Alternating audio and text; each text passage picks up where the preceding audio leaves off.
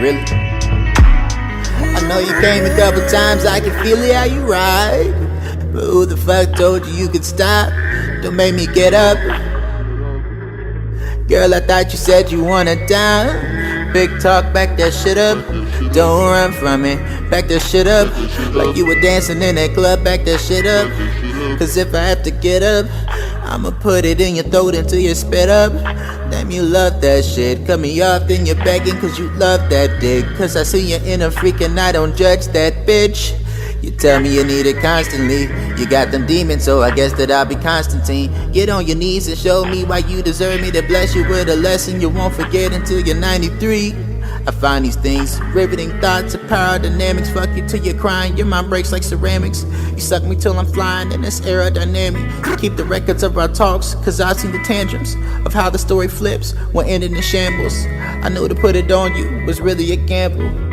All the red flags were present and ample, but I got some good memories, maybe a handful. I guess the good and bad times both be coming in tandem. Now this is a video that I'm surprised I haven't made yet. I'm surprised I haven't made this one yet.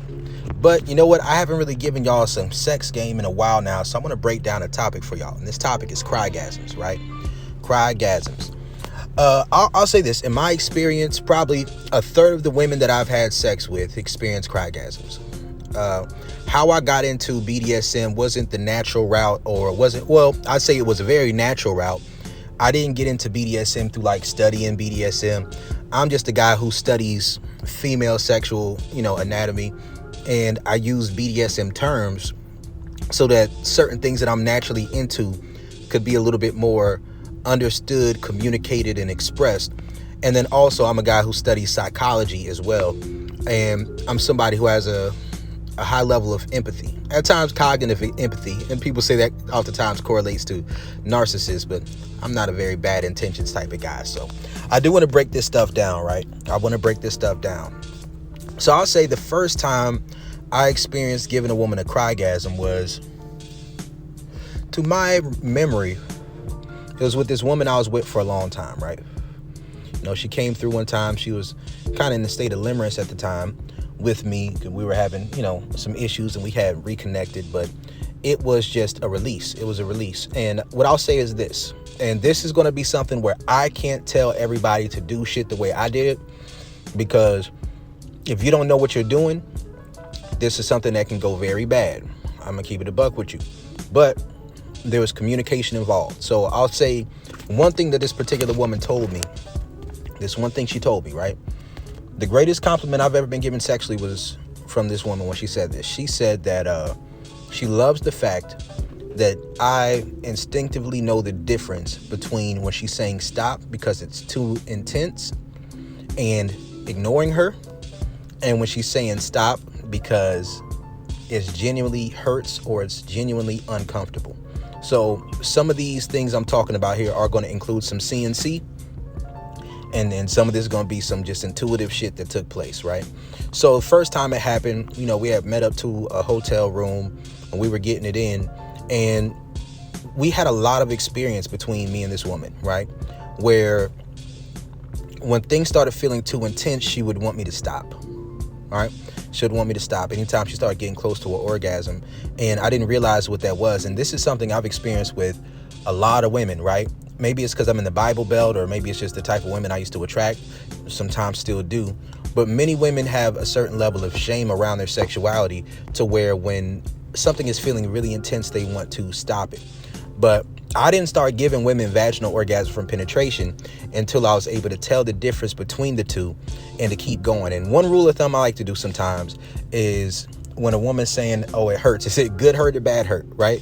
Or to learn the difference, because I've had many experiences in my life where a woman would say stop, or she would look like she was in pain, and then right afterwards she would tell me, hey, not right afterwards, but I like to have feedback conversations, and a woman would tell me, oh, I thought I was about to pee, which means she was about to squirt, right? Or it was just feeling really good, and I don't know why I said stop. I wish she would have kept going. And I had so many experiences like that. I just instinctively and intuitively learned the difference in how a woman's body would react or respond, so that in the moments where that wasn't what was going on, I just keep going. And that caused me to have a lot of experiences with women who would go through crygasms. So oftentimes crygasms, that's different from a woman who just regrets having sex with you. And now she's feeling a lot of shame and guilt. She's feeling really bad. So now she's crying about the situation because she made a bad decision. That's not what I'm talking about here. So for the people who talking about the trauma shit, no, that's not what I'm talking about. The crygasm is oftentimes what's going to happen when a woman is having a very extremely sexually intense and overwhelming experience of pleasure, where that starts to mix over into her emotions and she doesn't know what to do, and she's reaching the threshold of the limit of pleasure that she would typically experience, and something is breaking. It's like something's breaking, and then it's like the floodgates open up. And I've had this experience with many, many women. It's been probably a third of all the women I've had sex with, and I'd say maybe 80% of the women who I had extended sexual relationships with, they experienced crygasms. Yeah, somewhere around that, maybe more, right? So that was the first time it happened. So one piece of advice I would give is to know what type of penis you have, right? Know what your size is, know what your shape is, know how it's angled, and to know how to put yourself in a position that is comfortable. And from that position that's comfortable enough for you to keep hitting the spot, make sure that your body is aligned and your penis is aligned perfectly with whatever spot it is you're trying to hit. Now, in my experience, crygasms mostly would take place between the A spot and cervical, right? So cervical orgasms definitely, and also with the A spot. And the A spot is on the front wall. It's near the back of the pussy, right? Near the back. It's not all the way at the back. And you know, the deepest spot is the O spot. But typically, you know, you have to understand that the vagus nerve, which is connected to a lot of different things, it's a nerve, one of the longest nerves in the body, that goes all the way from the brain down into the pelvic area. And when you're stimulating the vagus nerve, especially through very deep penetration and stimulation, when a woman is aroused enough to be receptive to it, it's something that can be very intense but also very relaxing. And when you have that combination of high intensity but also relaxing and a release of inhibitions, something that happens is not uncommon for a woman to experience crygasms from this, right? It's not uncommon at all. So, you know, there's a lot of things that go along with this. So in my experience, the A spot typically correlates to it. The cervical orgasms can also correlate to it. Another thing is that this can happen with the different spots of the body. So a woman can have a crygasm from a throatgasm that's connected to the vagus nerve, the throatgasm.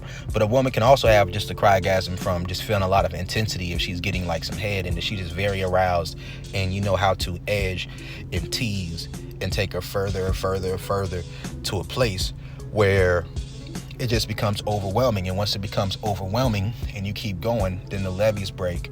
Then it's like the floodgates open. So one thing that I've noticed is this right here. When it comes to crygasms, there's the edging, there's the teasing, there's the strong buildup. Another thing that can help with this is staring into that woman's soul, right? With a look of intensity, right? It's like you're staring through her, you're staring right into her. Makes her feel very vulnerable. A lot of this is about you coming with intensity and the woman feeling vulnerability, right? As if you see through her, you see through all of her shame and all these different things. You help her release her inhibitions. It's like you're seeing through her social mask to right where she is, and you see the depths and the darkness of her sexuality, and you can take her further than where she even knows she can go. And this is a very powerful thing when it comes to crygasms, right? So staring into a woman's eyes and kind of hypnotizing her, it's like she's staring back into yours and you're staring into hers, and you tell her to keep your eyes on me, right? Look me in my eyes, right? That's one of those things, right? Another thing can be added stimulation during peak arousal moments. So added stimulation can be like choking a woman sometimes, right? Or maybe pulling her hair, or grabbing her by the back of the neck, or putting a thumb in her ass. And like I said, certain things I do, I can't say for everybody else to do it, because it's never gone bad for me. But there are certain things that I kind of intuitively know that have kept these things from going bad for me. But I know typically when I've had sex with women, one way that I've dealt with things a lot of the times is, let's say I'm gonna put a thumb in the bum, right? Make her my little bowling ball. One thing I typically do is, while I'm hitting it from the back, slide my hand, to the back of it. Then while I'm hitting it from the back, just rest the thumb right on her booty hole and press on it a couple times, right? After I press on it a couple times, if she doesn't jump too much, or let's say she starts to relax into me pressing on it, I call that the doorbell method, right? Then I go ahead and slide it in. Now, I deal with women who know how to say they don't like something if they don't like something. So I definitely had like maybe one or two women say, oh no, I don't like that. Then I just stop, right? But if she just relaxes into it, then that just adds an extra added layer of intensity to that moment. That's another thing that may happen. Sometimes just adding extra stimulation, like sometimes if you're hitting it from the front and she got her legs up on your shoulders, and then you just start sucking the toes at the same time. But a great thing is just really about finding the best position. Finding a position is really more so a game of inches and angles than it is about saying this only happens in one position. And like I say, you have to know what type of penis you have, know what angle, like know how you're curved or know how you're angled and know how to hit it. And also women can have them from G-spot orgasms as well. But G-spot orgasms haven't always been my easiest one or my best one. A-spot is typically my go-to, my bread and butter when it comes to stimulation. But you can make a woman cry for many of these things. But typically the A-spot orgasm is going to be more related to that intense feeling, that very intense, sometimes almost like primal feeling that kind of just takes a woman to that place. And the G-spot orgasm may be a little bit more emotional at times, right? A little bit more emotional, connected to the woman's emotions. But then the cervical orgasm at times is going to be a very deep release. Oftentimes, this is going to occur when a woman's in subspace, right? The more cervical orgasm, because a woman has to be extremely aroused for her to be receptive to cervical stimulation without, where the pain mixes with pleasure, without this being something that causes her to curl up and to run away and to experience a lot of pain because of it. So when you get a woman to that very high level of arousal, where she kind of just, her body just opens up to you, especially if she's ballooning, different things like that, then she gets to a place where the pain mixes with pleasure. And once pain mixes with pleasure and she gets into a highly submissive energy and a very feminine energy with you, then once you start to really have her grind, or you grinding on the cervix, not necessarily pounding it, but more so grinding on and pushing into the cervix, right? Not going literally into it, but kind of just rubbing on it with the head, applying some pressure and just kind of working the bottom, right? That's something that can also give those crygasms, right? But like I said, it's about the position. When you find the right position, you learn how to angle yourself, angle your body. And the first time I gave this crygasm type of experience, and let me say this, the first time she cried during sex, it wasn't due to, she wasn't having orgasms yet. It was just very intense. For a long time, sex would be so intense that even if she didn't have an orgasm, there'd be a lot of times where just pushing past the previous threshold that she had built up in her mind and her body, it would lead to crygasms. But to this day, she'll still have crygasms. Right now, after she started having orgasms from penetration, she'll still definitely have crygasms a lot of the time. It's just not every single time, but there, it's still something that'll happen. Right now, got to understand edging, teasing, strong buildup, different things that add dominant stimulation, this feeling of getting her in a very submissive energy, finding the most advantageous position where I'm comfortable, but hitting directly on her spot, because you want to be in a position where, like, you tell her to adjust her body until every single spot, till you're directly on her spot, and every single stroke you're hitting that same exact spot repetitively, right? As in every single stroke you're hitting that spot.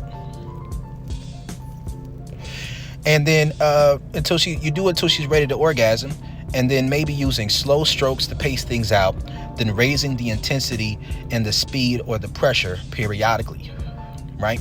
So one thing to understand is this: many women talk about just keeping the same rhythm, and this is good, but this is beginner level advice, and I'm gonna keep it a buck with you about this, right?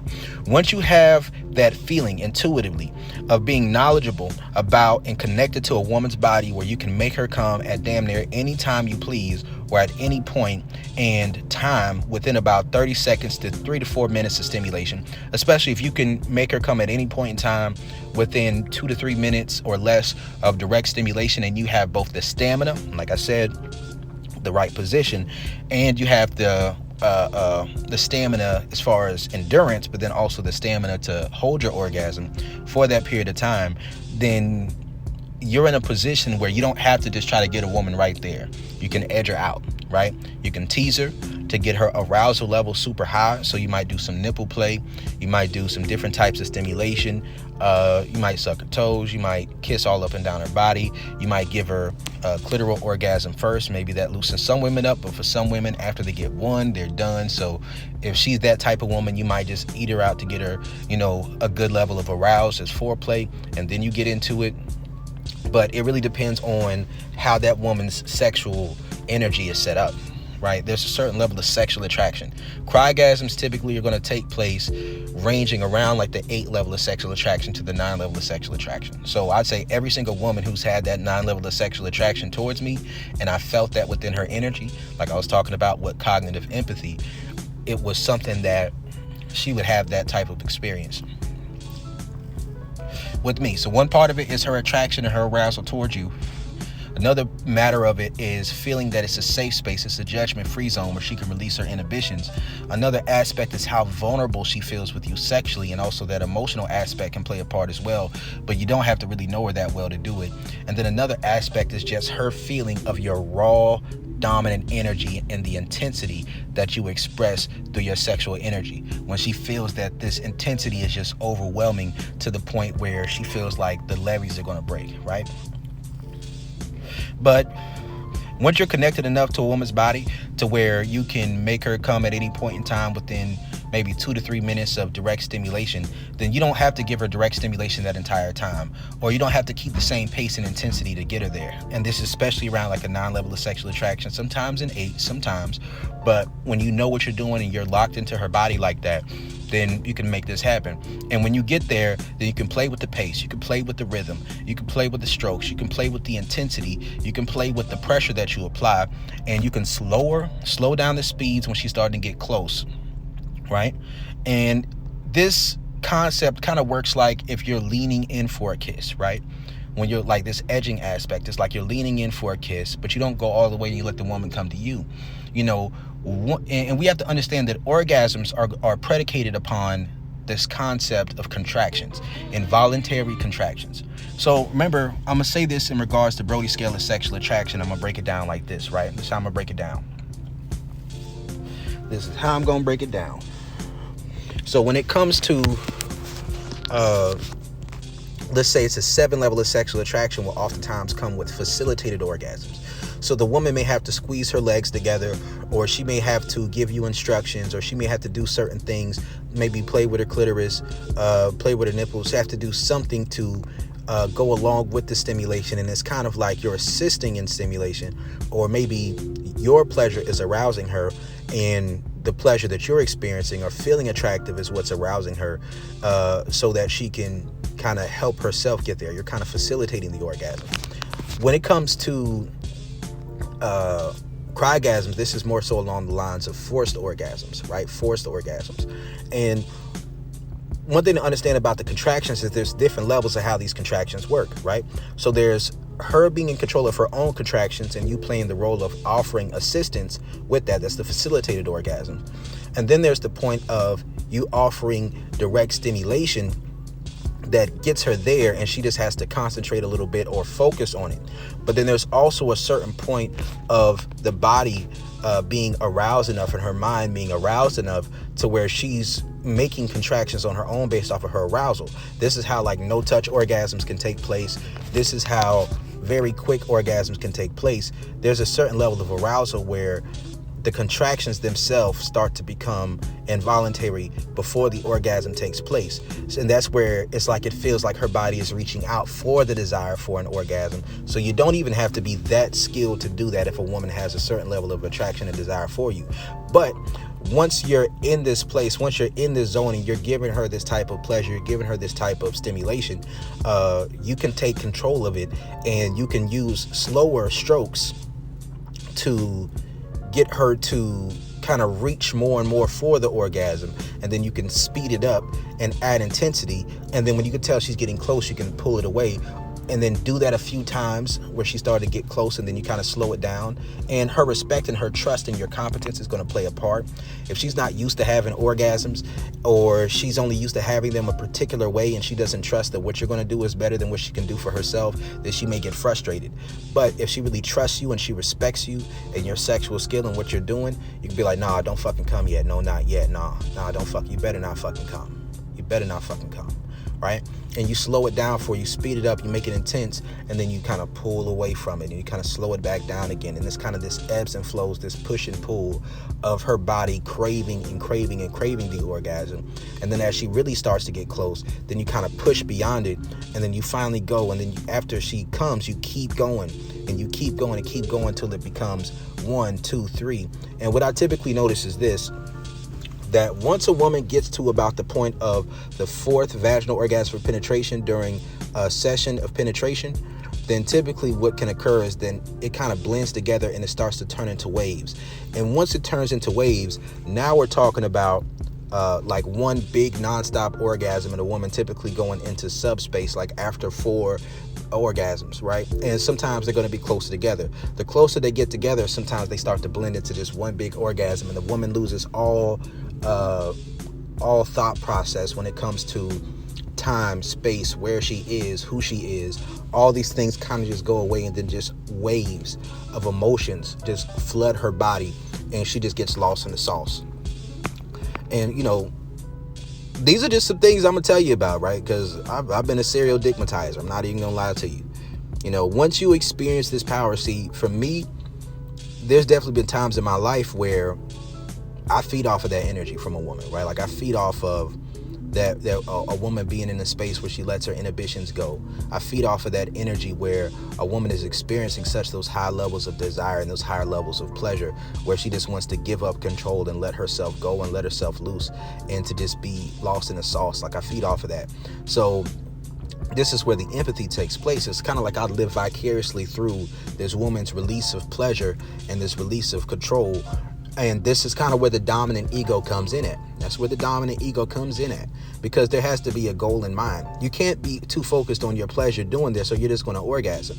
Now, you can get to a point where if you can have multiple orgasms and keep going, this can work pretty well, unless you're a dude who's wearing condoms, because then you're going to have to switch the condom, because if you keep having sex with a woman after you've nutted in the condom's just going to break, right? And then you won't be able to just keep going. But, that's a different point that doesn't really go too much along with this, right? And the more she trusts your competence, the less she'll try to get you to do what she thinks she wants you to do. Because what you will do will feel better than what she has a capacity to do for herself, right? Which gives her the capacity to release control. And there is a CNC component to this, so there's a warning. Also, I will say that this can be triggering for some women. Like some women will love this, and they'll get caught and lost in the sauce in these particular moments. And you got to make sure that your aftercare game is on point for this type of shit, because if you take a woman to the place where she releases so much energy during sex, if she's like a woman with depression, or she's a woman with a low cup and her energy's low, your aftercare game got to be strong. And also you have to be prepared that if you're giving a woman this type of pleasure in a casual sex relationship, she may just cut you off because she'll be afraid of what she'll be willing to do to get that dick. She'll be afraid of where she's going to. So she needs to feel not judged. She needs to feel accepted. She needs to feel understood. And like I've had women, when I've done this to women, especially like in a more casual situation, where a woman might hit me up the next day and be like, oh, I don't think God is happy with this. What we needed from my body, that felt so good. My body really needed that, but I don't think God is happy with this. Same woman that hit you back a few days later begging just to suck the dick, right? Now, I mean, this is something I've dealt with multiple women, where they just get addicted to this type of release, right? And I done had women catch Jesus on me off of this type of shit, right? Or just try to downright just cut me off. Like, you'll think, some men think, right, And they'll assume that every time a woman cuts you off after sex is because the sex wasn't good. Sometimes a woman will cut you off because the sex was too good. Maybe she already has a man who she's emotionally invested in and she just wanted to have a little release. Sometimes if a woman is what I would call doing a masculine submissive exercise in self-control, she's in a position where she doesn't want the sex to be too good, because if it's too good, it might bleed over into her emotions to where she might start feeling an attachment, or it might put her in a position where she may have an inability to set the boundaries that she would like to set, or the standards she'd like to set about what she'd be willing to do for you non-sexually. So when you're doing shit like this, sometimes it could put a woman in a position where she just starts spending money on you like crazy, starts doing things where she starts looking real stupid out here to some people. And if this is a woman who you actually want to take serious, or you're just in that space in your life where you don't give a fuck, this is some good game to have. This is some good things to understand about sex, about sexuality. I'd say that you have to understand that there's a fine line between aftercare and inadvertent behavior. All right. And this is where having a certain conversation sometimes about BDSM can help, about, letting it be known what you're on, because, for some women, that aftercare is just really necessary after you take a woman to this deep and this intensive a place. But for other women, it can be a scenario in which once you're taking a woman to this place and you're trying to give her this aftercare, especially if she's doing a masculine submissive exercise in self-control, if she starts to like you non-sexually and this starts to bleed over too much into feeling as if you're trying to get her in her emotions, trying to trap her into a situation where it's blurring the lines between just the casual fun and it's feeling too intense, then she might ghost you. She might start playing games with you, right? And trying to get a reaction out of you, so it's easier for her to walk away.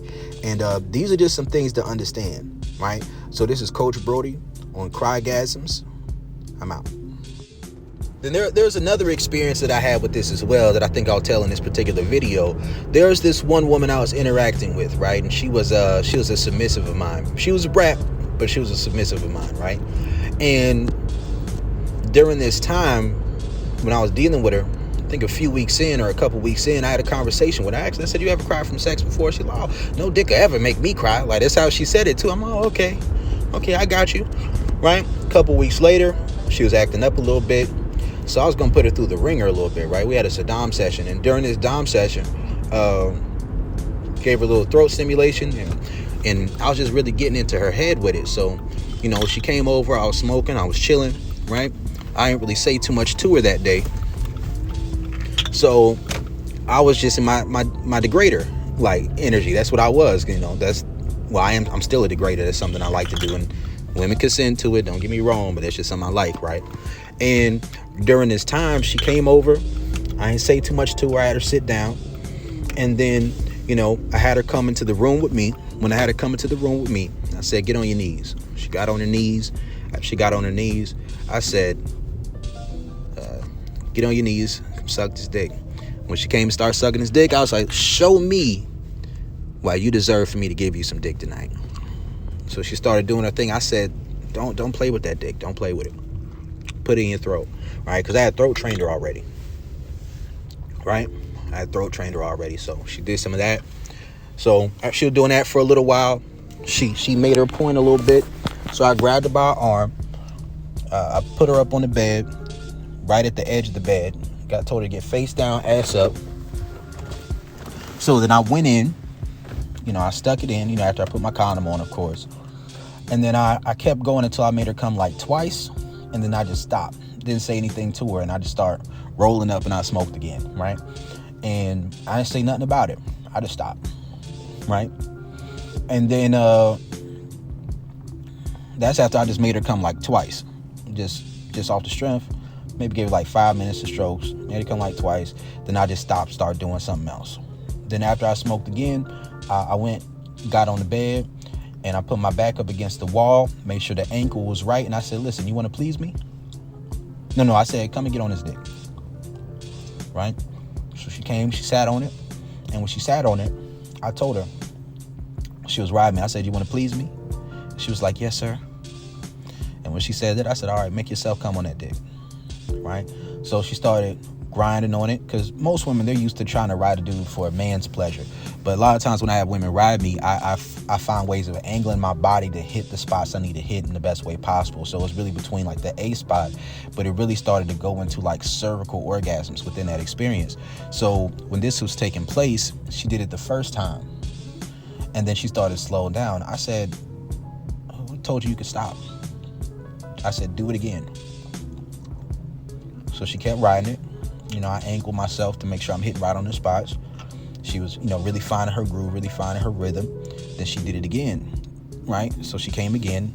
I said, and then she started to try to stop. I said, "Who the fuck told you could stop?" Right? And when I told her that, she kept going. But between the second and the third orgasms, when she started to really start crying, because this shit was getting really, really intense for her. Her body was just quivering all over the place, and that shit just got really intense, and she started like crying and stuff. And then after the third orgasm, I said, "Don't make me get up. Do it again." And she kept riding until she had that fourth orgasm. She just broke the fuck down. Like, she wasn't used to anything that intense before. And then I told her, "Get off of me." But I was on some other shit that day. I'm not even gonna lie to you. But I gave her a little bit of aftercare, and the shit was cool. You know what I mean? Made us a little video after that. It was a good time. But yeah, these are how these experiences can go sometimes. Like when you're really on some demon dick time, right? And this is that weep. This is Crygasms explained and how to give them. It's Coach Brody. I'm out.